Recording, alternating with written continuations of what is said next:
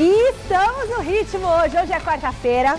Muito boa noite para você que acompanha o Gazeta Esportiva. O Gazeta Esportiva está no ar e você vai saber tudo que está bombando no futebol. E hoje, quarta-feira, é dia de quem? De Chico Lang no programa. Boa tarde, Michele. É um prazer estar aqui com você, ao lado do Celso. Boa Grande tarde, Celso, Chico. Grande Chico Lang. Boa, Grande Celso. noite para você que acompanha o Gazeta Esportiva. Boa noite, Michele. Boa noite, Celcinho. Seja bem-vindo ao programa. Hoje você tá com essa camisa um pouco mais fechada, né? Tô. Porque às vezes o Celso sério, abre a camisa até aqui, É não porque sei. houve reclamação? Não, houve reclamação. Não houve não, que a mulherada fica doida aqui nas redes sociais. Nossa, Celso. Houve não. elogios, então. Eu elogios, e aí eu fico com ciúme, né? Poxa vida, que isso? Não vamos perder o respeito, poxa, que isso? Tá certo. Você Olha, é grande amigo, né? Sem perder tempo, já vamos para a nossa enquete do dia, que hoje a gente já começa no pique. A presença de técnicos estrangeiros tem melhorado o futebol brasileiro? Sim ou não? Sabe por que eu não votei nessa pergunta? Porque é óbvio que sim. Yes, of course. Então por que todo mundo votou nessa? Porque não é óbvio que eles têm melhorado o futebol brasileiro? Yes, of course. Então, Só porque, como, né? hoje. Se são técnicos... mas na verdade você tem aqui espanhol, né? É, então. Sim, claro. É né? claro, Por é supuesto. espanhol, é por suposto. Ah, tá. É, por supuesto. Mas também tem uns portugueses falando no português lusitano, que aliás Tem podemos os ter portugueses mais... que eu não entendo o que eles falam. Precisa de legenda. Alguns, né? O Jesualdo eu não entendia nada. O tal de Sala do Vasco fala Ricardo. e você entende, né? Esse entende. O outro, Ricardo Sá. o Jesus dava para entender. Agora pega o espanhol São Paulo. Não... Mas enfim, quando você observa que o ano passado o campeão foi um português e o vice foi um argentino, e hoje você pega os 3 melhores times do campeonato, você tem em primeiro lugar um argentino, em segundo um espanhol, em terceiro um argentino, isso mostra, não só pela colocação dos times, não só pelo resultado, até para não... porque eu não sou um resultadista, todos sabem aqui. É verdade. Às vezes eu critico times que vencem e elogio times que perdem. Mas pelo futebol apresentado, pela organização, pelo padrão de jogo, então... Com certeza, esses treinadores estão agregando e muito para o futebol brasileiro. Estão agregando e muito ao futebol brasileiro e é bom a gente perguntar por quê. Porque na década de 60, por exemplo, em 1960, tinha o Santos de Pelé, né? E nunca houve um grande treinador para dirigir o Santos. Que não precisava, simplesmente não precisava. O Santos jogava por música. Os caras sabiam o que fazer, né? Sabiam o que fazer com a bola. O Botafogo... Do Rio de Janeiro, com Garrincha, Didi, né? Quarentinha, Jairzinho, Gerson, né? Zequinha, que era um demônio, né? Rogério, Bambu e Lambuzado, quer dizer, eram times de puro talento. Uhum. Aí você pega o Palmeiras de Ademir da Guia, tinha lá o Filpo Nunes, teve lá o Mário Travalini, mas eram grandes treinadores? Não eram grandes treinadores. Porque não precisavam. Eram gerenciadores de grupo. Eram gerenciadores de clube. Perfeita a sua colocação. Gerenciavam clubes. Agora, dá para fazer isso hoje? Não. Por quê? Porque não temos talentos mais. Nós não temos mais talentos. Precisa ensinar os caras a jogarem futebol. Exatamente. Os nossos grandes talentos estão lá no exterior. E o que facilita bastante, né, para os treinadores estrangeiros. Né? E não é só o sul-americano, né, o brasileiro, o argentino, o equatoriano, colombiano. Você vê gente do leste europeu, você vê gente de vários outros lugares do mundo, africanos principalmente, né, jogando muito bem, e todos eles na Europa. Agora, por que precisamos, só para terminar o raciocínio, por que nós precisamos de treinadores estrangeiros? Porque eles são bons organizadores. Taticamente falando. Mas você acha que, por exemplo, que seria a outra enquete que a gente votou, estourando já o tempo aqui do programa, um técnico estrangeiro se adaptaria ao Palmeiras chegando agora? Agora não. Agora está muito em cima, é muito difícil uma adaptação. Eu sou mais ficar com o Cebola por enquanto, que o Cebola está indo bem, e cai naquele negócio do Jorginho, né? Que ficou 7 jogos esperando o Muricy Ramalho, ganhou 6, empatou 1. A hora que o Muricy Ramalho assumiu o Palmeiras começou a perder. Quer dizer, fica uma coisa meio esquisita. Eu acho que em time que está ganhando não se mexe, nem no treinador. Beleza. Bom, você entra no site gazetesportiva.com, deixa o seu voto lá na nossa enquete e manda o WhatsApp pra gente também. 11 99 479 1633. 11 99 479 1633. E a gente começa o nosso giro de repórteres com o Osmar Garrafa, que está na nossa redação, para falar sobre o São Paulo. Tricolor continua na maratona de jogos decisivos, né, Garrafa? E encara o Lanús daqui a pouquinho, às 7h15, lá na Argentina. Como que o time do Fernando Diniz chega para esse jogo? Garrafa, boa noite. Boa noite, Michele. Boa noite, Celso, Chico. Imagino que cansado, né? Porque é uma maratona de jogos. Você vai falar, mas está jogando domingo e quarta e domingo está todo mundo jogando. É que os jogos do São Paulo, os últimos jogos, têm sido jogos decisivos. Domingo passado foi Fortaleza, né, valendo vaga para a sequência da Copa do Brasil. Todo mundo sabe como acabou. Foram 20 cobranças, 10-9 para o São Paulo. Hoje tem Lanús, estreia na Copa Sul-Americana. No final de semana tem Flamengo no Rio de Janeiro, Campeonato Brasileiro. São Paulo está brigando na parte alta da tabela. E já na próxima quarta-feira, o jogo da volta. O jogo da volta contra o Lanús no Morumbi. E o Diniz, o que tem feito, pelo que a gente tem observado e conversado com ele, tamanha pressão em cima do técnico do São Paulo, não tem preservado os jogadores não, está colocando aquilo que ele tem de melhor. O São Paulo foi eliminado da Libertadores também em jogo decisivo contra a LDU e agora foca na Copa Sul-Americana. Vamos acompanhar, inclusive, Michele, como é a trajetória, como tem sido a trajetória do São Paulo dentro da Copa Sul-Americana.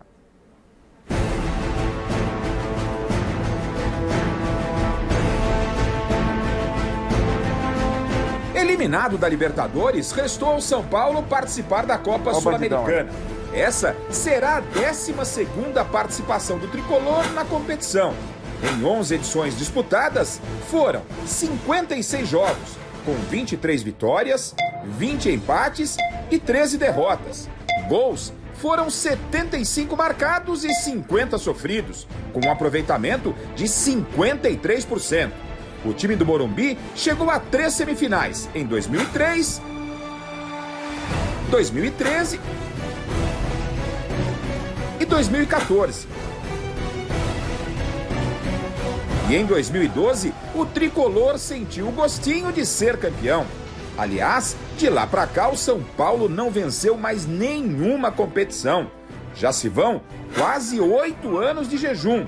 E detalhe, hein? Essa conquista foi no mínimo diferente.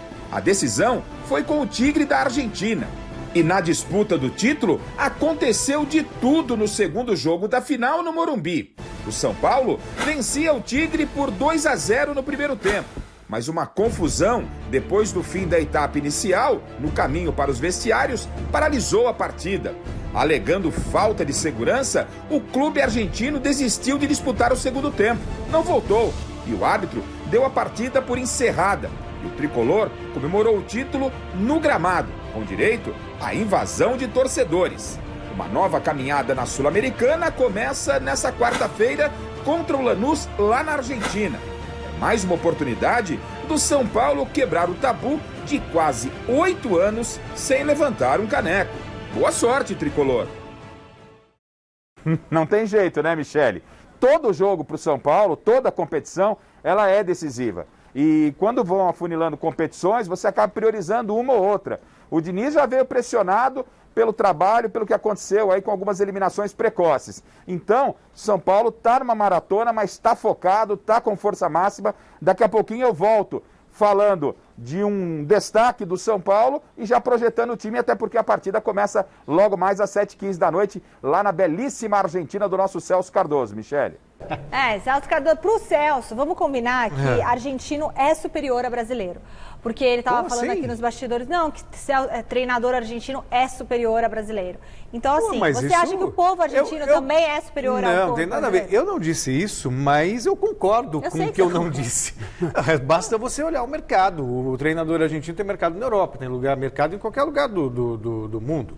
O brasileiro não. O brasileiro tem mercado aqui e na Arábia. No Japão. Estados Unidos. O Japão também já teve, hoje não. Já no teve Brasil muito também na não. Europa. Eu acho não, que onde? Nunca teve. Teve lá. Quem teve na Europa? Felipão, Luxemburgo. Felipão, Luxemburgo ficou um turno no Real Madrid. O Parreira ficou depois da Copa uma temporada no Valência só. Agora você pega aí os técnicos. Otto Glória no passado. Ah, não, sim, mas não, em Portugal. Nelsinho, Japão, Felipão tá no Japão, então. O brasileiro também a gente exporta técnicos. Luxemburgo no Real Madrid. Fora o Catar. Mas foi uma temporada. Hoje você vê, os técnicos argentinos fazem carreira lá fora. Ô, Celso, fazem carreira. Eu acho que a diferença é exatamente a cultura. os técnicos, o povo argentino, dá mais valor à cultura em geral que o povo brasileiro, né? A educação do argentino é uma educação um pouco mais esmerada. Tem mais bibliotecas em Buenos Aires do que no Brasil inteiro. Exatamente. Queimaram um show. tudo já com tanta revolução? Não, é um negócio assim espantoso. Você vira uma esquina, tem uma biblioteca, tem um sebo, né? E você acha livros raríssimos. Se não tiver o livro que você procura, ele busca para você e acha. Que legal. Quer dizer, é um negócio assim fantástico. E esse Lanús contra o São Paulo, Chicão? Perigosíssimo. Perigosíssimo. Desculpa, pergunta para ele. Não, só para o Chicão, só para emendar e você fala também, pelo amor de Deus. Eu acho o seguinte, o Lanús é um time perigoso. É um time perigoso, é um time que não se brinca em serviço, né? E o São Paulo não tem essa de poupar, não. Vai ter que ir com o time que puder. Até porque é sul-americano o mais forte possível. Né, um dos objetivos do São Paulo, né? Vai ser jogo difícil. Eu acho, Celso, que o São Paulo precisa resgatar aquele negócio de disputa internacional que ele tinha no começo dos anos 90. Né? Vamos ganhar a Libertadores. Para nós interessa a Libertadores. Para nós interessa a Sul-Americana. Era o único time que fazia isso, né? Era o único time que se preocupava, né? Mas tinha Miller, Palinhas, era um timaço. Tinha talentos que depois saíram de lá e foram para lá. Hoje Aí a gente cai naquilo que eu falei. Ceni? Rogério era reserva. Do Zete? Era o Zete, né? Zete, Cafu, Antônio Carlos, é outra história. Enfim, hoje também é dia de Copa do Brasil. E o Santos acabou de enfrentar o Ceará e o repórter Lucas Mussetti chega direto da Vila Belmiro para contar tudo o que rolou por lá. Boa noite, Mussetti.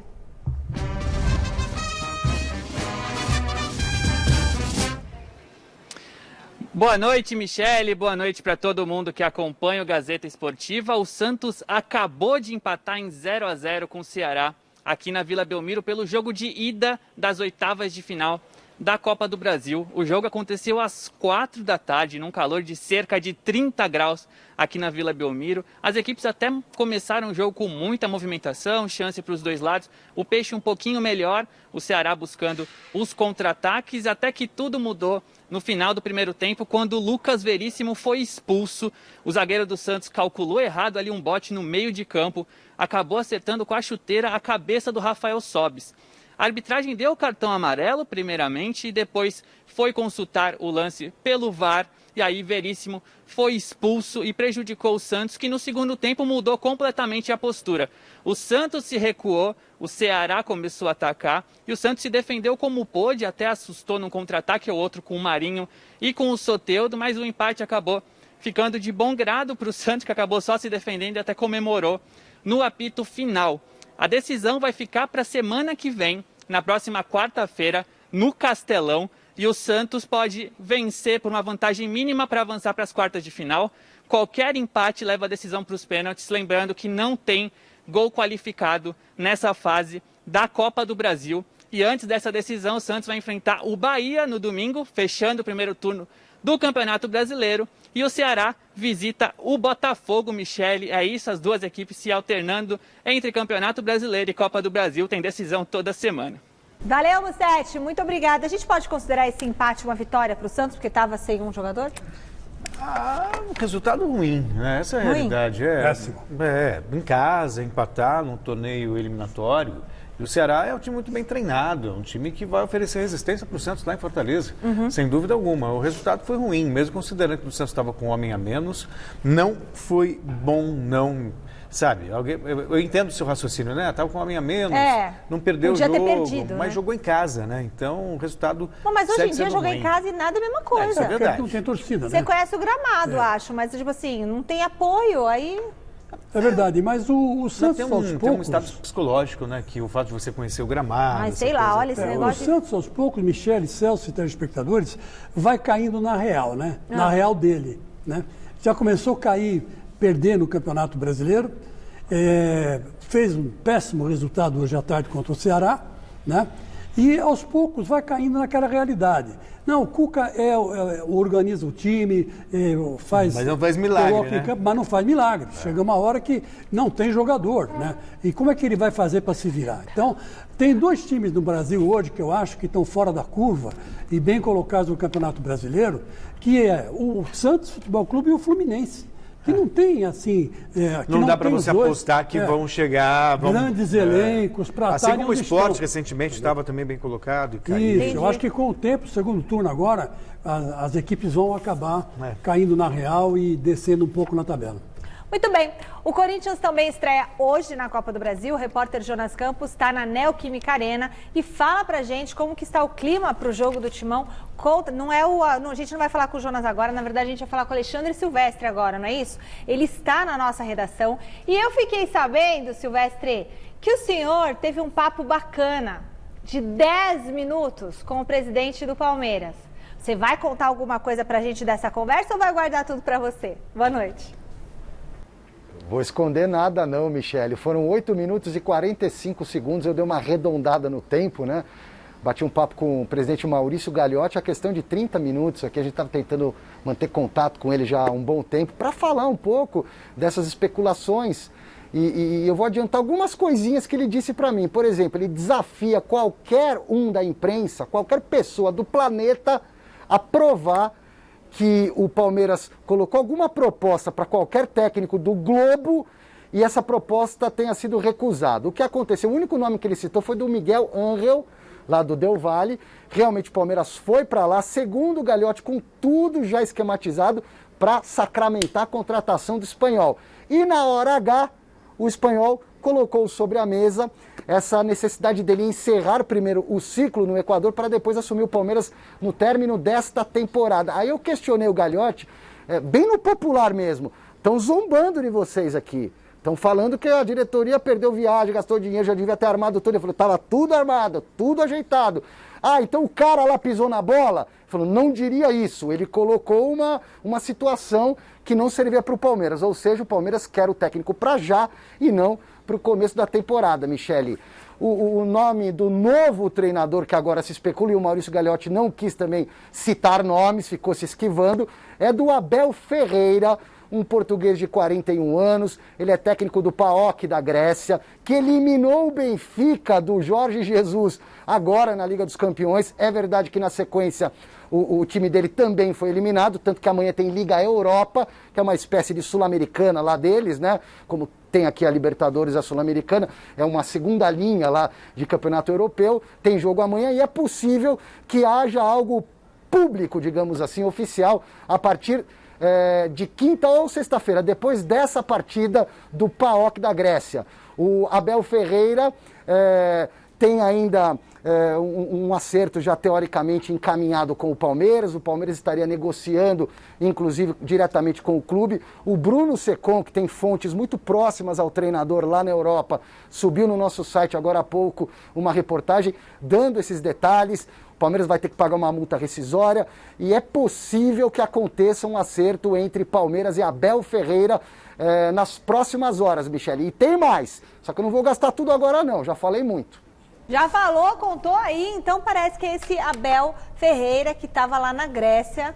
Mas conhece esse treinador? Então, na verdade, a pergunta que eu faço é, será que os dirigentes do Palmeiras... Ele vai voltar para falar do perfil desse treinador. Ele vai voltar para falar do perfil do... O que eu queria saber já é o perfil desse treinador. O que eu queria falar é o seguinte, que eu acho que... Ele cortou você. Desculpa, o Gagliotti não mentiu para o Silvestre. Não. Eu acho que eu sou um crítico contumaz do Gagliotti, mas eu acho que o Gagliotti foi muito honesto ao falar para o Silvestre que o único treinador que o Palmeiras foi atrás foi o cara do Del Valle mesmo. Que recusou. Que recusou exatamente porque ele quer terminar. Mas tudo bem, mas a gente sabe ele também... quer terminar a Libertadores. Eu acho que o único que recusou no papel passado ali foi esse. Agora o resto recusou pelo WhatsApp. De repente uma consulta, uma sondagem. Mas ele, presidente do Palmeiras, deve ter autorizado apenas esse contato oficialmente. Eu acho que não, Chico. Eu acho que ele foi honesto. Negue sempre, Celso. Foi correto. Negue sempre. O que demonstra, então, mais uma incompetência muito grande da gestão palmeirense. Quer dizer, não estão vendo atrás. 2 semanas.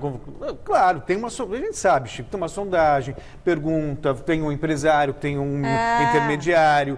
Tá afim de vir, você viria, aceitaria para abrir negócio. Só no Zap, tal. É essa questão. Você pode não ter feito o pedido oficial. Mas a sondagem. Agora, o que eu fiquei sabendo... A recusa oficial foi essa. Sobre Agora, o que eu fiquei sabendo, só para completar, é que os jogadores, né, que até agora estão ouvindo torcida e estão ouvindo conselheiro. E os jogadores, ninguém pergunta para eles o que eles, afinal de contas, querem da vida, né? Que treinador que eles querem, brasileiro, estrangeiro, ninguém está perguntando isso para eles. Vai ser Aí difícil. você fala para mim, não precisa perguntar. Também acho que não precisa perguntar. O jogador está sendo pago e tem que obedecer. Mas os jogadores estão fechadíssimos com o Cebola, viu? É. Porque o Cebola vem fazendo aí 2 jogos, fez 8 gols, não tomou nenhum. Quer dizer, e os jogadores estão começando a se convencer que o Cebola é o cara imediato para tocar esse cargo. Mas não vão deixar ele lá. Coitado. Fala pro Silvestre, então, dar o perfil desse. Ô, Silvestre, então adianta pra gente qual que é o perfil do Abel Ferreira, que tá lá na Grécia. Que estilo ele faz, que tipo de jogo ele tem, ele vai agradar o Celso Cardoso, ou quando ele chegar aqui ele vai botar todo mundo na retranca? Conta mais desse jogador, tem títulos na carreira? Quem é a figura? Se ele tem títulos, Michele, ele fez uma campanha maravilhosa, épica, pelo Braga de Portugal. Ele é técnico desde 2011. Começou em categorias de base do Sporting. Depois no Braga, depois de 2 anos em base no Braga, ele pegou o time de cima, fez uma campanha espetacular, épica, que é tida como histórica em 2018, com o Braga lá em Portugal, com uma temporada com o maior número de pontos, vitórias e gols da história do Braga, alguma coisa nesse sentido, né? E pelo PAOK da Grécia, o grande feito foi ter eliminado o Benfica do Jorge Jesus da Liga dos Campeões. Tá? É um técnico ofensivo, moderno, só que já há o outro lado da história, né? Apuração do nosso Thiago Salazar, mais uma reportagem que está no site em detalhes, gazetesportiva.com para vocês, que o Salazar entrevistou jornalista, empresário, falou com um monte de gente que milita perto do cidadão aí, do Abel Ferreira, e que ele seria um cara arrogante, se acha o Mourinho, mas não é o Mourinho, tudo aí colocado na boca das fontes do Thiago Salazar, que o cara arrumou um monte de confusão com os jogadores tops do elenco, lá do PAOK, que perdeu o vestiário e que o clube está louco para se livrar dele. Por isso que a multa rescisória não vai precisar ser paga, provavelmente integral, e sim apenas uma pequena parcela dela, viu, Michele? Então, pera um pouquinho, ele arranja encrenca? Assim... Casquinha de ferida, né? Então... Quantos anos que ele tem? Tem 41 anos. 41. 41 É anos. jovem. É jovem. Criança. No Braga ele conseguiu quebrar o recorde de vitórias e de gols no campeonato, levou o Braga à 4ª colocação. O Braga é um time pequeno de Portugal, diga-se de passagem. Mas tá na primeira divisão? Tá na primeira divisão, foi um grande feito. Essa campanha à frente do... É esse aí? Exato, essa campanha à frente do Braga levou para o PAOK. Fala português. A gente sabe tá que dificuldades de relacionamento você pode ter em qualquer lugar. Às vezes dá liga, às vezes não dá liga. Depende muito também de quem fala, sabe? Às vezes você precisa ouvir... assim, a gente tem que respeitar, obviamente, a fonte do Salazar, mas são vários olhos e várias vozes para você definir um perfil de fato. É uma impressão de uma pessoa, de repente pode não coincidir com a impressão de uma outra pessoa. Então, para você criar um perfil a partir de declarações, eu acho que tem que ser várias declarações. Olha, ele tem 1,78 m. Pelo que eu vi aqui um pouco mais alto que o Pelo Celso. que eu vi das entrevistas dele, ele pelo menos me parece um cara que entende futebol. Né? Ele tem como grande mentor o Gesualdo, que também foi mentor do Mourinho. É um cara que fala de um futebol mais equilibrado, né? nem tão ofensivo, nem tão retrancado, depende muito das circunstâncias. As ideias são boas. Agora, é uma aposta que o Palmeiras está fazendo, assim como o Flamengo fez no domingo. Agora, a pergunta que se faz é o seguinte, se o PAOK da Grécia quer se livrar do cara, o PAOK da Grécia e o São Caetano é a mesma coisa. Isso é, meu. Não tem grande é o time diferença. da Grécia que tá na Liga dos Campeões, esse time? Foi eliminado jogando? agora. Eliminou o foi Benfica eliminado. do Jorge Jesus e depois acabou sendo eliminado pelo Krasnodar. Mas o PAOK da Grécia eliminar o Benfica é a mesma coisa que o América ganhar no Corinthians hoje. É verdade. É uma diferença enorme. Eu né? acho que ele está dirigindo um timinho e acho que... E fez muita treinador pouca pro coisa para o futebol. Não serve para o Palmeiras. Não serve. Para cara com um currículo desse, para o Palmeiras, não. Também acho, Chicão.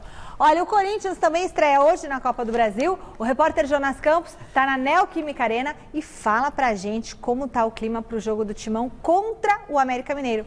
Boa noite, Jonas.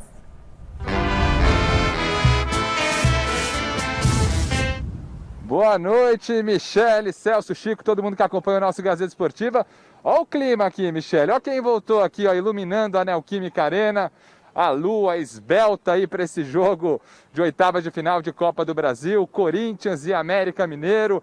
Timão iniciando uma nova etapa na temporada. Pelos meus conhecimentos básicos, essa é uma lua quase cheia, podemos dizer que é a chamada lua crescente. E a pergunta que eu faço é, estaria o Corinthians também numa crescente na temporada? Meu Deus do céu, estou inspirado, que analogia poética maravilhosa do repórter. Mas o fato é que a bola rola 9h30, o Wagner Mancini, técnico do Timão, iluminado por essa lua, espera iniciar com o pé direito a Copa do Brasil, um torneio que dá oportunidade para o Timão virar a chavinha, iniciar um novo ciclo. O próprio Mancini disse ontem isso na entrevista coletiva virtual que concedeu aos jornalistas. E olha, é um torneio que tem a cara do Timão e traz certamente boas recordações para todo corintiano. O Chico Lang certamente tem grandes recordações da Copa do Brasil, inclusive boas recordações para o técnico Wagner Mancini, que já conseguiu um feito e tanto nessa competição. Se liga só nessa reportagem que a gente preparou. A fase tá braba, é verdade, mas é preciso respeitar e muito a história do Coringão, ainda mais quando o assunto é a Copa do Brasil, hein? No ranking dos maiores campeões da competição, o Corinthians está atrás apenas do Cruzeiro, com 6 títulos, e do Grêmio, com 5. O Timão, empatado com Flamengo e Palmeiras, já levantou 3 vezes esse caneco aí, ó. A primeira conquista foi lá em 95 contra o Grêmio, com show de Marcelinho Carioca nas finais. A segunda, em 2002, e sob o comando de Parreira, foi contra o surpreendente Brasiliense. O Timão venceu o primeiro jogo no Morumbi por 2-1 e empatou por 1-1 no Distrito Federal. O tricampeonato veio em 2009 no famoso Corinthians, que tinha Ronaldo Fenômeno. Olha ele aí balançando a rede no jogo de ida da final contra o Internacional. Após o placar de 2-0 no Pacaembu, a equipe de Mano Menezes empatou por 2-2 no Beira-Rio e garantiu a taça. Além desses títulos aí, o Corinthians bateu na trave em outras 3 finais, nos vice-campeonatos de 2001 contra o Grêmio, de 2008 contra o Sport e, recentemente, de 2018 contra o Cruzeiro.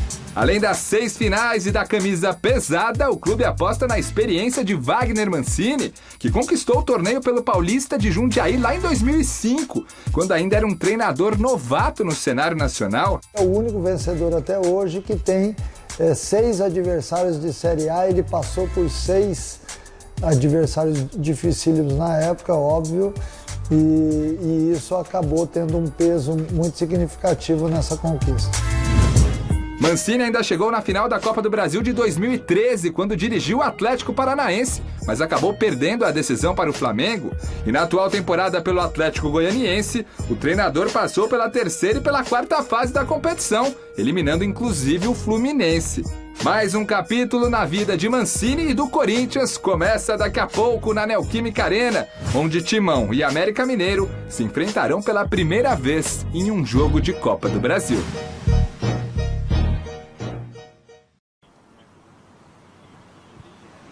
É isso, gente. Não dá para negar que o Wagner Mancini tem um belo retrospecto em Copa do Brasil, um título com o Paulista de Jundiaí, né? Um feito e tanto, e um vice-campeonato com o Atlético Paranaense. O Corinthians tricampeão dessa competição, e se serve de consolo para o torcedor corintiano se acalmar, ó, Chicão, para ficar mais tranquilo. São 9 anos já que o Corinthians não perde do América Mineiro, desde 2011, né? Os clubes, como a gente mostrou na reportagem, nunca se enfrentaram pela Copa do Brasil, mas no retrospecto geral, o Corinthians está há 9 anos sem perder do América Mineiro, comandado pelo Lisca Doido. Daqui a pouquinho eu volto com mais informações desse duelo, com a provável escalação do Corinthians, que tem novidades, e até com uma notícia possivelmente triste aí, envolvendo um jogador importante do elenco corintiano para o restante da temporada, que preocupa muito. Nossa, o Jonas está dando spoilers aí. Valeu, aliás, Jonas. falando em spoiler, eu não vou dar spoiler não, porque tem a ver com o que você vai falar na sequência. Mas não se iludam muito não com essa história de é clube da 2ª divisão, porque teve clube da 1ª divisão que perdeu ontem para clube da 2ª divisão na Copa do Brasil. E o América, que vai enfrentar o Corinthians, está na 2ª, mas faz uma campanha muito boa na Série B, é vice-líder, tem um futebol vistoso, um futebol interessante, acho até que está jogando melhor do que o Corinthians, sabe? Então tem que tomar muito cuidado. Eu não vou ficar surpreso se o Corinthians tropeçar diante do América, não. Não achem que é molezinha. Não achem que é coisa fácil para o Corinthians, não. Vai ter muitos problemas hoje com o América. Ainda mais que o técnico é o Lisca doido, hein, Chicão? Mas a pergunta que eu faço, o que é fácil para o Corinthians? Nada é fácil para o Corinthians. Se fizer um time aqui da Gazeta e pegar o Corinthians, nós é capaz de ganhar o Corinthians. Lá na Arena. O time é azarado. Não inspira comigo confiança. de centroavante. E você de goleiro. De centroavante e eu de goleiro. Quer dizer, não tem como. Eu faço meus golzinhos, hein? Se cuida aí, Gil. O nosso querido Corinthians é de lascar. Fazia, né? E é aquele negócio, quando você pensa que ele vai perder, ele ganha. E quando você pensa que ele vai ganhar, ele perde. Mas esse retrospecto contra o América não é uma coisa boa? É uma coisa boa, é uma coisa boa. Mas o América, nesse tempo todo, tem figurado mais na segunda divisão que na primeira, né? E essa lua quarto crescente que o Jonas mostrou ali? Ah, Jonas, hoje Jonas tem tava em casa. inspirado? Ô, Jonas, o que tá acontecendo, Tá hein? inspirado, Tá poético. apaixonado, né? Tá apaixonado, vai fazer mais um bebê, hein, Jonas? Com certeza, olha que Ei, bonita. Jonas. Bom, E eu achei... não teremos lobisomem na área, né? Porque esse é quarto crescente, lobisomem Eu não. achei que Só era lua cheia. Eu achei que era cheia. Até ia corrigir o Jonas e falar, isso aí é uma lua cheia, Jonas. Mas não, essa lua é quarto crescente. Ele tem razão. Aliás, época excelente até 5 de novembro para cortar o cabelo, segundo a senhora minha mãe. Nossa Senhora. Eu Legal, fiquei hein? com medo do que vinha. Eu tava com receio danado, mas tudo bem. Ah, é bom pra isso também. Ufa. É melhor ainda pra isso. É porque a lua tem toda uma influência, não é mesmo? É mesmo? É, opa. Mas precisa tomar cuidado. Se influencia então. na maré, deve influenciar em outras coisas também, né? Mas Bom, tomara que o Jonas tenha razão, que a lua, o quarto crescente aí, ou sei lá, na crescente, influencia o Corinthians, que cresça também que hoje. cresça, Coringão, é isso aí. Bom, tem recados pelo WhatsApp da nossa galerinha? Roda aí. Boa tarde, Gazeta Esportiva. Aqui é a Gabriela de São Paulo. Com certeza eles estão agregando demais aqui no futebol brasileiro, viu? Só trazendo coisas boas, futebol ofensivo. Vai, Corinthians! Olá, Michele, Celso, Chico. Olha, melhorou muito e vai melhorar mais, porque os brasileiros vão se esforçar para não perder terreno. Grande abraço, Wagner, corintiano do Brooklyn. Boa tarde, Michele, Celso, Chico Lang, é o Douglas de Franco. Chico Lang, falou tudo. Futebol brasileiro hoje, o treinador tá fazendo mais diferença que o jogador, porque o jogador tá fraco. Forte abraço, obrigado. É legal, né, ver como os nossos telespectadores entendem. Eles Entende e são concordam com pra nossas caramba. análises, né? Que é mais importante, né? Bom, e o Osmar Garrafa, ele volta agora a falar com a gente da nossa redação para falar de um jogador que está em alta lá no São Paulo. O Brenner está marcando gols, né, Garrafa? Está ganhando cada vez mais a confiança do Fernando Diniz. Então conta pra gente aí que elogios que ele está recebendo. Michele, está recebendo elogios do técnico, da crítica. Ele simplesmente barrou o Pablo, que foi uma contratação caríssima. Ele, com os gols que marcou contra o Fortaleza no último domingo, ele chegou a 11. É o artilheiro isolado do São Paulo na temporada. O Pablo tem 10 gols e, lógico, conquistou a condição de titular. O Pablo foi barrado, né, tecnicamente, pelo garoto Brenner. E o Brenner tem uma história curiosa dentro do São Paulo, né? Porque ele já saiu por empréstimo, depois ele voltou ao São Paulo e tinha gente que no começo apostava no Brenner e depois falou, ó, o Brenner já foi um jogador que não virou. E o que se comenta é que o Diniz recuperou esse jogador, deu oportunidade, o Diniz que trabalhou com ele, inclusive, lá no Fluminense, antes dele retornar de empréstimo. O Diniz falou um pouquinho no último domingo sobre o Brenner, sobre esse bom momento e essa recuperação do atleta. Acompanhe. O Brenner, para mim, está sendo um grande presente, porque ele com 20 anos já dava aquela história de que é muito difícil suportar esse mundo do futebol, porque as pessoas precisam de amparo e precisam de auxílio.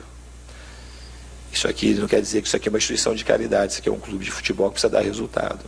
Mas isso, uma coisa não exclui a outra.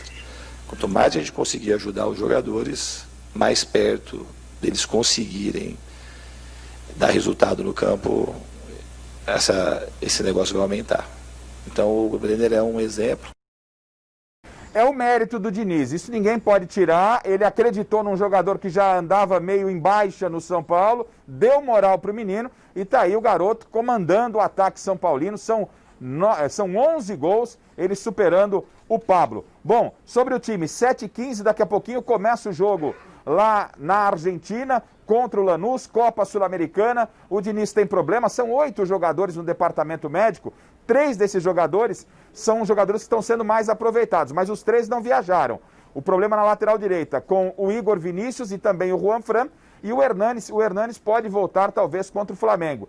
E para a lateral direita, a solução continua sendo o Tietê, improvisado pelo setor, e o Daniel Alves mantido no meio campo. O provável São Paulo não, o São Paulo já escalado para o jogo dessa noite com Volpi, Tietê, Diego Costa, Bruno Alves e Reinaldo, a escalação oficial, meio campo, Luan, Daniel Alves, Gabriel Sara e Igor Vinícius, no ataque, Luciano e Brenner. Esse é o São Paulo que daqui a pouquinho estreia na Copa Sul-Americana, Michele. Beleza, Garrafa? O Garrafa falou uma coisa e eu concordo plenamente, isso é gestão. O Corinthians fez, o sucesso do Tite no Corinthians se deve muito também à capacidade de gestão do grupo. E o Diniz, não adianta, ele é um ótimo gestor, ele dá confiança para o jogador. Poxa vida, o Brenner, nos últimos 6 jogos do São Paulo, ele marcou gols em 4. Isso só é possível por causa da confiança que ele ganha. E fazia tempo que não tinha alguém que marcasse gols. Exato, então não adianta. É muito fácil você ficar apontando o dedo, mas o jogador de futebol, ele é humano. E Chico, muitas vezes, por melhor que você seja, por mais potencial que você tenha, se você não estiver confiante, se você não tiver confiança, a coisa não flui. E aí você precisa de alguém que acredite em você. E o Fernando Diniz tem essa sensibilidade, sabe? De sacar o que o atleta precisa para dar essa confiança e poder fazer acontecer. E tem outra coisa que o Diniz sabe fazer muito bem, é colocação de jogador na posição.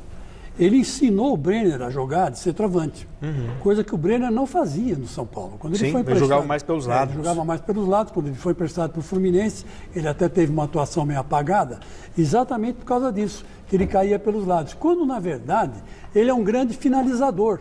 Então, se ele atacar pelo meio, ele vai ter muito mais chance de fazer gol do que se jogar pelos lados. Agora, quem percebeu isso? Fernando Diniz. Então, o Fernando Diniz, por quê? Porque ele entende de futebol, ele observa a característica do jogador. Aí cai naquela história do Cilinho, né? Que o Cilinho, na peneira, fazia os meninos derem volta em torno de um poste. De um cone, né? De um cone. Poste. E aí ele escolhia e falava, mas o que você está fazendo aí, Cilinho? Não, eu só pelo contorno que eles dão no cone, eu já sei quem é bom, quem não é. Pelo gingado do cara. Pelo gingado do cara. Agora vamos combinar uma coisa, né? Alexandre Pato não fez a menor falta no São Paulo, né? Não, porque aí... Menor falta. O Brenner ocupou o espaço, o Pablo também, apesar de perder muitos gols, é o vice-artilheiro do time com 8 gols. O Luciano, que chegou agora, o Diniz precisava de um jogador pelo lado. Porque saiu o Antony, né? O Luciano acabou correspondendo. Então, o Pato não deixou a menor saudade. Não deixou saudade e tá sem time, né? E até não deixou saudade nem pro nosso SS, né? Que lançou um programa de esporte e deixou o Pato tudo de fora. Nem o Pato quis trabalhar lá. Bom, e agora o Jonas Campos volta. Jonas apaixonado, homem romântico. Vai fazer mais um nenê.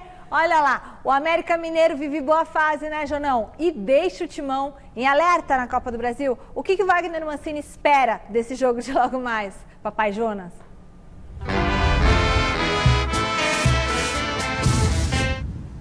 Papai de um ainda, hein, Michele? Vamos com calma. Mas exatamente, o América Mineiro preocupa, porque um adversário de Série B, mas vice-líder da Série B, 9 jogos de invencibilidade já, essa equipe do América Mineiro, comandado pelo Lisca Doido, né? O técnico aí, figuraça do futebol nacional, com excelentes trabalhos recentes, e vem de 5 vitórias seguidas na segundona, então é um jogo que preocupa sim, e o próprio Wagner Mancini não se arriscou a cravar algum favorito para esse duelo não, ida e volta, né, de oitavas de final da Copa do Brasil entre Corinthians e América Mineiro. Vamos ouvir o técnico do Corinthians. Eu acho que o América, dentro do seu mundo, ele vive um excelente momento. O Corinthians, dentro do seu mundo, vive uma temporada um pouco instável, de oscilação, mas que eu espero que, sinceramente, esteja ou tenha chegado ao fim. Acho que dificilmente a gente não vai oscilar ainda, porque é um reinício de trabalho ao longo da temporada. Não vejo favoritos, acho que o Corinthians ele leva uma vantagem por estar jogando dentro de casa, e talvez aí o equilíbrio do jogo talvez seja o fato do América estar num bom momento, e por isso que anteriormente eu disse que eu espero 2 jogos dificílimos, equilibrados, mas num esporte que tudo pode acontecer. Então nós temos que estar realmente atentos e fazer por merecer o resultado. E olha, para essa partida, gente, o Wagner Mancini tem 4 desfalques certos, né? Otério e Fábio Santos, que já defenderam o Atlético Mineiro na Copa do Brasil, não podem jogar pelo Corinthians. Mesma situação do Gustavo Silva Mosquito, que já defendeu o Paraná Clube. E além deles, o Gustavo Mantuan, que serve a Seleção Brasileira Sub-20. E até uma notícia de agora, num jogo treino da Seleção Brasileira Sub-20 contra o próprio Corinthians Sub-23, o Mantuan deixou o campo agora nesse jogo treino sentindo dores, tudo indica que seja ali região do joelho, não estava conseguindo colocar o pé esquerdo no chão, então preocupa bastante aí essa situação, e aí muita gente já criticando, né, porque o Corinthians libera o jogador para servir a Seleção Sub-20, um jogo treino contra o próprio Corinthians Sub-23, e ele tendo chances aí de se lesionar de maneira mais grave. A gente torce para que não seja nada sério, mas enfim, situação preocupante para esse jogador que o Wagner Mancini já chegou a chamar de joia, vinha atuando como titular nessa equipe do Corinthians, mas hoje já seria desfalque por estar com a Seleção Sub-20. Então vamos colocar na tela aí um provável Corinthians, vamos nos arriscar aqui para escalar essa equipe do Timão com Cássio no gol, Fagner, Marlon e Gil no miolo de zaga. Na esquerda, o Lucas Piton deve retornar aí, recuperado de dores no adutor. Meio campo com o Xavier, Ramiro, Ederson, Casares e o Matheus Vital. E lá na frente fica a dúvida, porque o Jô vem se recuperando de um problema na panturrilha. Até o meu palpite é que hoje ele seja poupado, ou pelo menos fique como opção no banco de reservas, porque não vinha treinando com o grupo até o início dessa semana. Então fica essa expectativa, não tem informação oficial sobre a situação desse jogador, e aí provavelmente Bocelli e Luan brigando por essa vaga lá na referência do ataque. O Bocelli um centroavante mais de ofício, e o Luan daria sequência a esse ataque mais móvel que o Mancini acabou utilizando contra o Vasco em São Januário pelo Campeonato Brasileiro, no caso com o garoto Mantuan, mas esse é o provável Corinthians, Michele. Valeu, Jonas! E se eu tivesse que apostar, eu apostaria na presença do Luan. Porque quando o Wagner Mancini contra o Vasco, ele colocou um Mantuan como falso 9, o time ganhou muito em movimentação.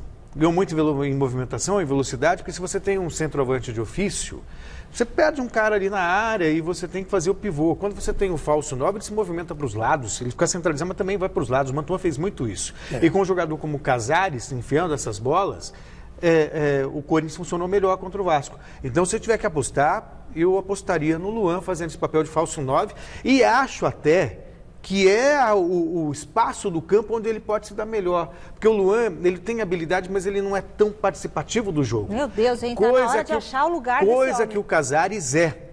Então, de repente, com o Casares enfiando essas bolas para o Luan, ora mais centralizado, abrindo pelos lados do campo, e ele já jogou assim no Grêmio, inclusive, o Luan, eu acho que pode ser uma boa. Eu concordo com você e acho que o único problema é a entrega do Luan, né? A entrega do Gustavo Mantuan foi impressionante contra o Vasco da Gama. Ele deixou o gramado morto. Deixou o gramado morto de cansaço, não aguentava nem andar. Pelo menos ele teve essa exatamente. entrega. Aí ele jogou de centroavante, caiu pelo meio, né? Agora, o Luan tem que ter uma entrega maior. Porque esse que é o grande problema dele no Corinthians. Até agora, niente. Bom, o Palmeiras pode ter dúvida no cargo de treinador, mas dentro de campo tem uma certeza. Os meninos da base tomaram conta do time. O Alexandre Silvestre está na nossa redação, vai falar sobre o próximo desafio dos garotos. Ô Silvestre, deixa eu só te perguntar uma coisa antes de você falar dos garotos. Você não perguntou para o Gagliotti por que ele demitiu o Luxemburgo sem ter alguém na manga já para contratar, para não ficar nessa situação? Porque a gente tinha que falar assim, ó, hoje, 14 dias e contando sem treinador, não é isso, Silvestre? Você perguntou o que aconteceu para ele mandar o Luxemburgo embora desse jeito, sem ter alguém já ali encaixado no cargo? Para te falar bem a verdade, eu perguntei um monte de coisa, ele se esquivou em várias dessas questões minhas, e eu queria ter chegado nesse ponto, mas não rolou, né, cara? Porque ele tinha que desligar, tinha compromisso, reunião, tá passando por um momento muito delicado pessoalmente falando, né? O pai dele tá muito mal, enfim, e eu não consegui prolongar a conversa com o Gagliotti. Mas com certeza o Palmeiras do Gagliotti está apostando muito em sua base. Uma base que vem fazendo sucesso não só em termos de título, como também em termos de revelações. Eu preparei junto com a nossa equipe aqui de produção um VT bem jovem, bem moderno, para falar da base do Palmeiras.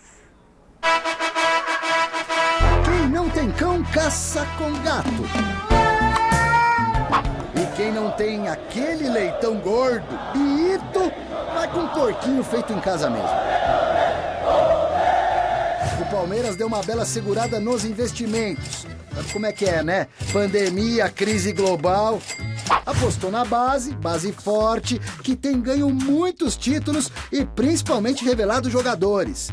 Luxemburgo participou dessa transição. Andrei Lopes, técnico interino, segue os passos do Pofechô. E quem chega para assumir o cargo? Fará o mesmo? A garotada prata da casa tá em alta.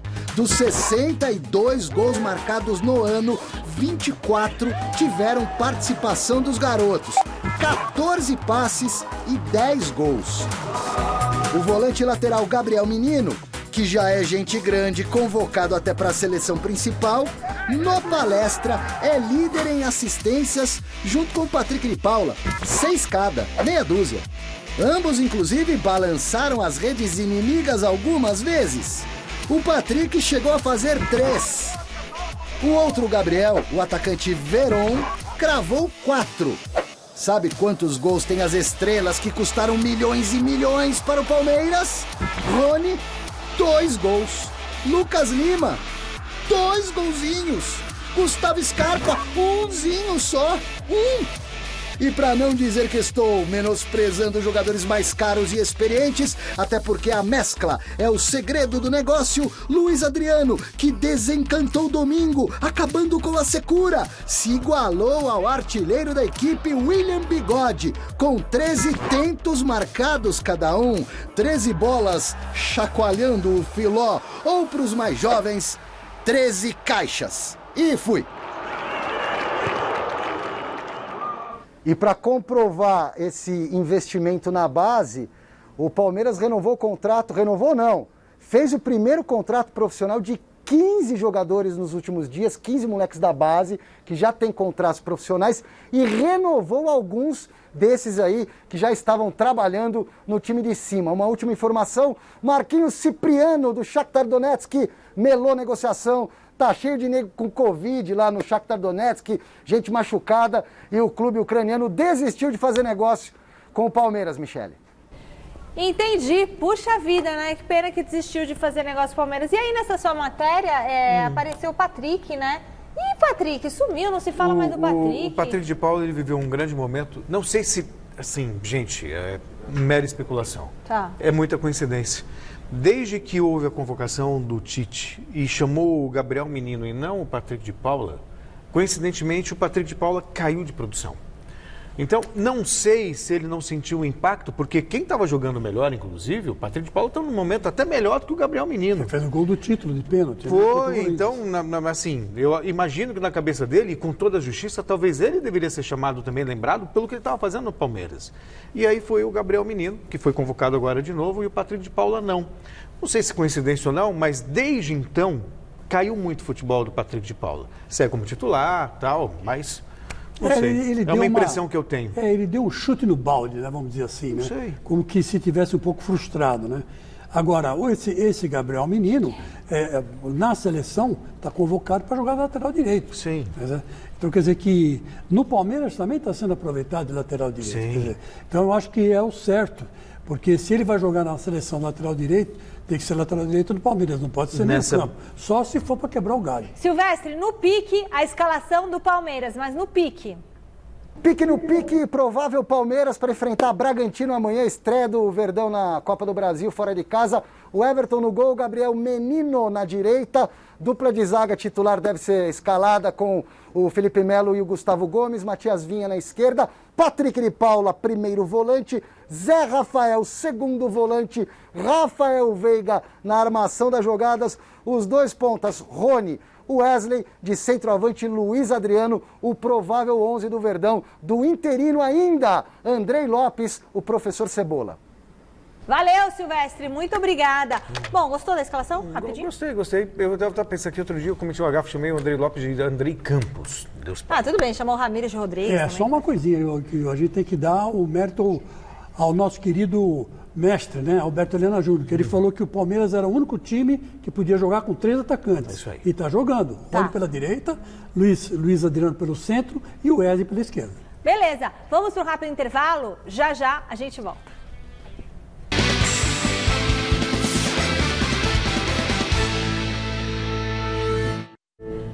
Bom, tem mais vídeos pelo WhatsApp, é isso? Vamos pôr no ar?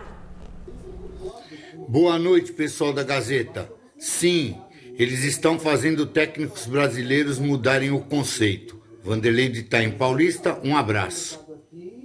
Boa noite, Michele, Celso, salve Chico Lang, Antônio Scott, de Santo André, corintiano. E com certeza, o nível do futebol brasileiro melhorou muito com a vinda dos técnicos estrangeiros. Abraço! Todo dia, Scott, eu vejo o seu bom dia, que eu não fico lá escrevendo que tem um monte de recado, mas eu sempre vejo. A enquete, a presença de técnicos estrangeiros tem melhorado o futebol brasileiro? É claro que sim, não importa quanto deu, porque é óbvio que sim, certo? 77%. Ó, acabamos o programa, não dá tempo de falar, o diretor tá reclamando, tem Valeu, que acabar. Tatá. Tchau, Celso, tchau, Chico. Tchau. Obrigado pela companhia, fique agora com o Até Jornal amanhã. da Gazeta, Luciana Magalhães e Laerte Vieira. Tchau.